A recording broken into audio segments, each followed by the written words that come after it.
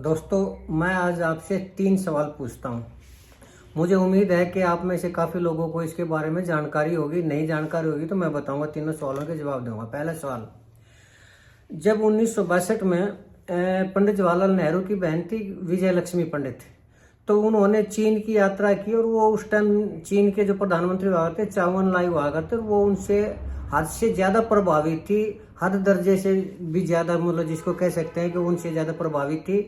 और जब वो उन्होंने चीन की यात्रा की विजय लक्ष्मी पंडित ने, तो उन्होंने मुस्कुरा के चाउ एन लाई की तरफ देखा, तो चाउ एन लाई ने अपने साथी के कान में फुसफुसा के कहा कि beautiful foolish lady of India.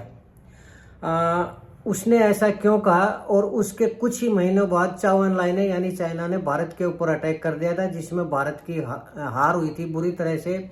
लेकिन जवाहरलाल नेहरू अगर सही नीति अपनाते तो उसके अंदर भारत जीतता, क्योंकि भारत की ताकत ज़्यादा थी। लेकिन वो कुछ भी नहीं कर पाया। तो क्यों नहीं कर पाया और क्यों चाइना ने अटैक कर दिया, एक सवाल। दूसरा सवाल, 1984 में दोस्तों भोपाल में एक यूनियन कार्बाइड गैस कांड हुआ था। उसमें 20,000 आदमियों की मौत हुई थी और 50,000 से ज़्यादा घायल हुए थे, जख्मी हुए थे, उसमें प्रभावित हुए थे। तो उससे यूनियन कार्बाइड का जो मालिक था वो हुआ था वारेन एंडरसन। तो जब वो इस घटना के बाद जाने लगा देश से, बगैर उसके ऊपर कोई एफआईआर दर्ज नहीं, कोई उसको अरेस्ट नहीं किया गया, तो जब वो जाने लगा, तो जब वो जहाज में चढ़ने लग रहा था अपने स्पेशल जहाज में, तो एक पत्रकार ने उससे सवाल पूछा था कि आपको तो जेल में होना चाहिए, आप यहाँ क्या कर रहे हैं। तो उसने उस पत्रकार को क्यों कहा था कि no FIR, no case, no jail, I am free and I am living India forever, क्यों कहा था उसने ऐसा। और तीसरा सवाल दोस्तों, भारत की जो जनसंख्या ना 150 करोड़ है, यानी 150 करोड़ का बाजार है इंडिया। उसके बावजूद भी नरेंद्र मोदी अमेरिका के राष्ट्रपति ट्रंप से इतना क्यों डरते हैं कि उन्होंने इस ट्रंप वार के अंदर न सिर्फ 2 से 3 लाख करोड़ का इंडिया का नुकसान किया, बल्कि किसानों के लिए भी एक ऐसा सौदा कर लिया जिसमें किसानों की सिवाय बर्बादी के और आत्महत्या के आने वाले टाइम में कुछ भी नहीं मिलेगा। तो क्यों किया ऐसा नरेंद्र मोदी ने, ये आप बताइए दोस्तों। ये मैं, अगर आप नहीं बता पाएंगे तो मैं आपको इन तीनों सवालों के जवाब दूंगा। बस अभी गया और अभी आया, तब तक आपसे निवेदन है कि आप मेरे इस चैनल को सब्सक्राइब जरूर करें, ताकि मेरा थोड़ा हौसला बनता रहे। तो इंतजार कीजिए, बने रहिए दोस्तों मेरे साथ, मजा आएगा आपको ये वीडियो देखते हुए।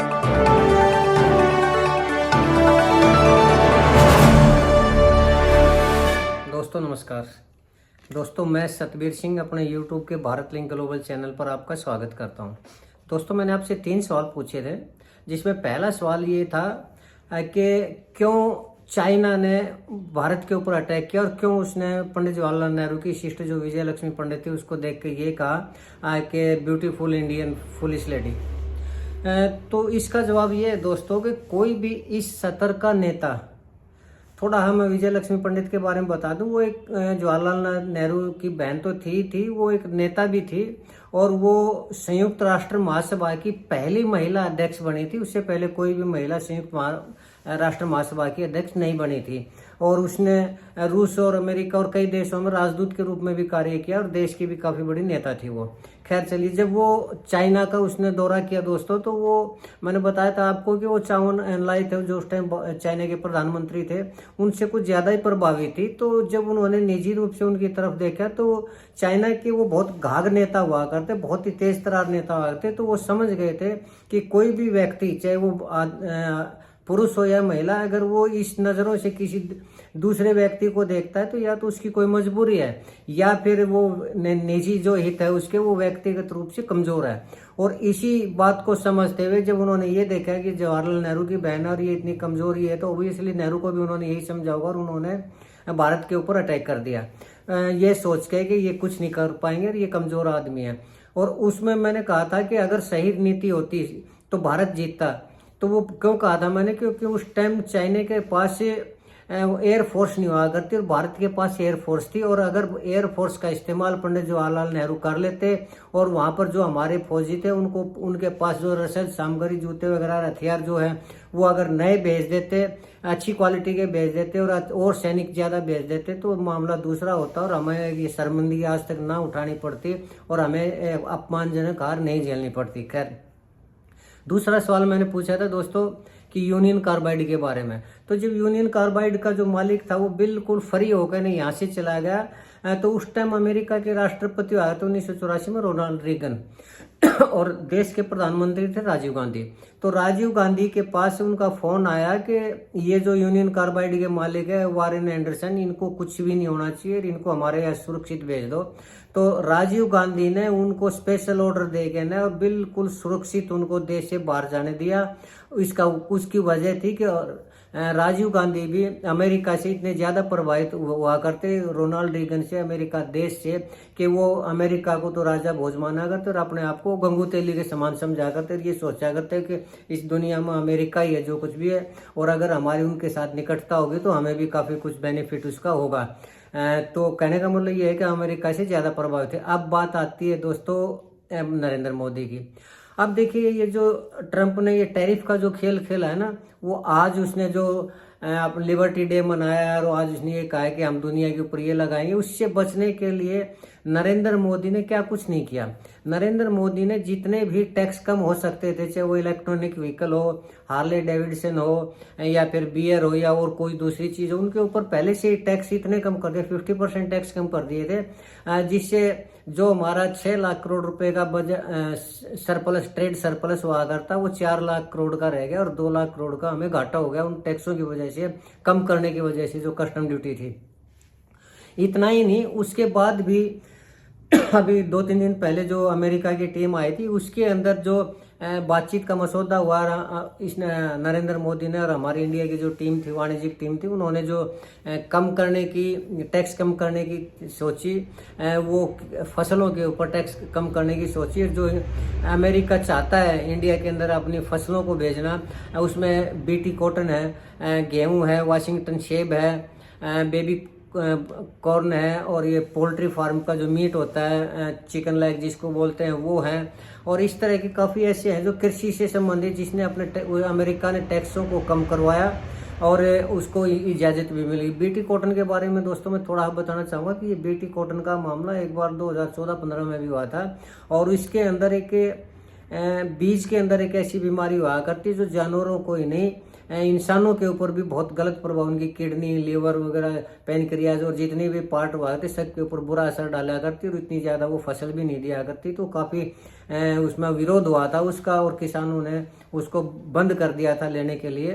तो वो बीटी कॉटन अब फिर से देश के अंदर आने लग रही है, और अभी तो हालांकि थोड़ा नानुकर करने लग रहा है इंडिया, लेकिन मुझे लगता है कि वो जरूर इसके ऊपर सहमत हो जाएगा और एक नए तरह का किसानों के लिए मुसीबत आएगी। और सिर्फ बीटी कॉटन ही नहीं, इसके अलावा जो कपास के जो किसान है अमेरिका के अंदर 16,000 कपास के किसान हैं, और इंडिया के अंदर है 1 करोड़ किसान जो कपास की खेती करते हैं। और सब्सिडी की बात अगर जहाँ तक आती है, अमेरिका पहले ही उन 16 लाख नहीं कर रहे मैं, 16,000 किसानों को 26 लाख रुपए हर किसान को साल में, 26 लाख के डॉलर हर किसान को सब्सिडी देती है साल की, यानी 1 महीने के अंदर 2 लाख से ज़्यादा डॉलर। और भारत के अंदर अभी शुरू किया है किसान सम्मान निधि के नाम से 500 रुपये एक परिवार को, एक किसान परिवार को 500 रुपये महीना देने की एक भीख शुरू की है, जिसको किसान सम्मान निधि कहा गया है। यानी एक तो 500 रुपये महीना और एक 2.25 लाख रुपए महीना, कितना फर्क है। और उसके बावजूद उन्हीं किसानों के लिए जो उनकी फसल है, क्योंकि वहाँ पर उस फसल का वो सरप्लस में होती है, वहाँ वो लोग यूज करते नहीं अमेरिका में, और उसको सारी की सारी उसको बीटी कॉटन को इंडिया में खपाने की बात कर रहे हैं। इसके अलावा और जैसे सेब है, बेबी कॉर्न है, या फिर जो चिकन लेग है, पोल्ट्री फार्म में मुर्गे जो होते हैं वो वहाँ पर यूज नहीं करते, तो उनको फेंक दिया। अमेरिका में यूज नहीं करते, उनको पसंद नहीं करते चिकन लेग को, तो वो अमेरिका उनको फेंक दिया करता, समुद्र में डाल दिया करता। तो अब उस चिकन लेग को इंडिया में भेजने की तैयारी है, और उसके ऊपर टैक्स भी मनमर्जी, यानी 5% टैक्स करवा दिया है। और ये 5% टैक्स होने से, और ये फसलों के बारे में, फसलों की ये जो आइटम है ये अगर इंडिया में आ जाएंगी तो किसानों का क्या होगा दोस्तों, इस चीज़ का आप खुद कल्पना कर लीजिए कि फसलों की कीमत हमारी क्या होगी, और जो विदेशों से आएगी, जो गेहूं है या दूसरी चीज बीटी कॉटन वगैरह है, वो अमेरिका से आएंगी तो उनकी क्या कीमत होगी। और अगर हमारे किसानों की फसल जिनके ऊपर पहले से इतनी ज़्यादा लागत आती है और फिर भी प्रॉफिट नाम की कोई चीज़ नहीं है, और उसके बावजूद भी अगर अमेरिका की चीज़ें सस्ती मिलेंगी तो उपभोक्ता किसको खरीदेगा, लोग किसको खरीदेंगे, ये कहने की जरूरत नहीं है। तो जो किसान अब बड़ी मुश्किल से अपना गुजारा किया करता, आने वाले टाइम में उसका क्या हाल होगा, सिवाय आत्महत्या के उसके लिए कोई चारा नहीं बचेगा। पहले महाराष्ट्र के अंदर इतने किसान आत्महत्या कर रहे हैं, और अगर फसलों के ऊपर ये जो कस्टम ड्यूटी घटा दी नरेंद्र मोदी ने, जबकि पूरा मेरा ये मानना है कि अभी तो थोड़ा 5% 10% कम करने कह रहे हैं, लेकिन अमेरिका चाह रहा है कि केवल 5% टैक्स लगाया जाए, उसके ऊपर भी सहमति बनने लग रही है। और रही बात इस चीज़ के प्रभाव की तो ये जो इलेक्ट्रॉनिक व्हीकल या और दूसरे पार्ट है जो भी यहाँ से निर्यात होकर ना अमेरिका जाता है, उस पर जो उसने 26% टैक्स, पहले मैं बता दूं कि आज जो इसने ट्रंप ने जो आज टैक्स लगाए, टैरिफ लगाया भारत के ऊपर, 26% टैक्स लगाया दोस्तों। और 26% का मतलब पहले आइडिया ये था कि वो जो मित्र देश हैं उनके ऊपर वो 5% टैरिफ लगाएंगे, और जो बीच के हैं जो ना मित्र है ना दुश्मन है उनके ऊपर वो 12% टैक्स लगाएगा अमेरिका। और जिनके साथ सख्ताई करनी है, जिनको वो अपने किसी मानता ही नहीं अपने बराबर, या न दोस्त मानता है न कुछ भी नहीं मानता, उनके ऊपर वो लगाएगा 20% टैक्स, और भारत के ऊपर टैरिफ लगाया 26%। तो आप ये देख लीजिए कि अमेरिका की नज़र में भारत की क्या कीमत है और किसके कारण कीमत है, कौन भारत का प्रधानमंत्री, उसके टाइम में जब ये हुआ है। और वो भी तब हुआ है जब हमारे हिंदू हृदय सम्राट जी ने हाउडी मोदी और नमस्ते ट्रंप जैसे अपनी उसको करने में, खुश करने में पूरी ताकत झोंक दी, और उसके बावजूद 26% टैक्स लगाया। और मनोहर जी के जो वहाँ का प्रोडक्ट है यहाँ लेने में उनको 5% टैक्स करवाने में सफल होने लग रहे हैं। तो दोस्तों ये किसानों के लिए अमेरिका से जो नरेंद्र मोदी ने किया है, ये किया है। तो इस पर ये देख ले कि आने वाले टाइम में किसानों का क्या होगा और कैसे होगा। और इतना ही नहीं दोस्तों, एक चीज़ और भी नरेंद्र मोदी किसानों के लिए करने लग रहे हैं कि एक मुआवजे को भी ख़त्म करने लग रहे हैं, और डेवलपमेंट स्कीम लेके आ रहे हैं कि किसानों की ज़मीन ले ली जाएगी और उस पर रोड वगैरह बना के न, और जो फैक्ट्री वगैरह लगेगी, इन्वेस्टमेंट होगा, उसके आसपास कहीं 1-2 किलोमीटर के आसपास उनको ज़मीन दे दी जाएगी, यानी मुआवजा नहीं दिया जाएगा। 50% ज़मीन सरकार रख लेगी और 50% किसानों को वापस कर दी जाएगी, उसमें से एक आधा रोड वगैरह बना के। तो ये जब नीति आने लग रही है तो किसानों का आने वाले टाइम में दोस्तों आप खुद अंदाजा लगा लीजिए, अंदाजा, और खुद ये देख लीजिए कि नरेंद्र मोदी जी हमारे देश के किसानों को कितनी मोहब्बत करते हैं और कितने उनके भले के लिए सोचते हैं। अब ये मैं आपके ऊपर छोड़ता हूँ कि ऐसा क्या कमजोरी है, मैं समझ नहीं पा रहा हूँ कि नरेंद्र मोदी इतने क्यों ट्रंप से प्रभावित है, क्यों अमेरिका से प्रभावित है, और वो भी तब जब 150 करोड़ का बाजार हमारे पास है। जरूरत अमेरिका को हमारी है, हमें अमेरिका की जरूरत नहीं है। उसके बावजूद इस डर की वजह नहीं समझ पा रहे कि नरेंद्र मोदी इतना क्यों डरते हैं, ऐसी कौन सी कमजोरी नरेंद्र मोदी की है जो ट्रंप के हाथ लग गई। समझ नहीं पा रहे हैं कि क्यों इस देश को झुकाने पर लगे हुए हैं, क्यों इस देश की इंसल्ट कर रहे हैं, क्यों इस देश का नुकसान करने लग रहे हैं। दोस्तों आज के लिए मैं शायद इतना ही कहना चाहूँगा, क्योंकि इससे ज़्यादा कुछ है भी नहीं। आज जो बीजेपी ने या नरेंद्र मोदी ने देश को मंदिर मस्जिद के झगड़े में फंसा के न बाकी जो दूसरी चीज़ें हैं उनके ऊपर से जो ध्यान हटाया है वो मेरे हिसाब से सरासर अनुचित है। बाकी आपका क्या कहना है ये आप सोचिए। अगर मेरी यही सोच, अगर आपको लगता है कि मैं ठीक सोच रहा हूँ तो दोस्तों कमेंट जरूर करिए। अगर आपको लगता है कि मैं गलत सोच रहा हूँ तब भी आपसे निवेदन करना चाहूँगा कि आप कमेंट करके ज़रूर बताएं, ताकि मुझे पता लगे कि मैं गलत हूँ, और अगर ठीक हूँ तो ठीक के बारे में बताएं। इसके साथ ही आपने मेरा ये वीडियो देखा, मैं आपका बहुत बहुत धन्यवाद करता हूँ। और ये आपसे निवेदन करना चाहूँगा कि एक बार दोबारा से कि आप मेरे इस चैनल को सब्सक्राइब जरूर करें, ताकि मैं इसी तरह की विवेचना आप तक लाता रहूँ। इसके साथ ही एक बार फिर से धन्यवाद, नमस्कार, जय हिंद, जय भारत।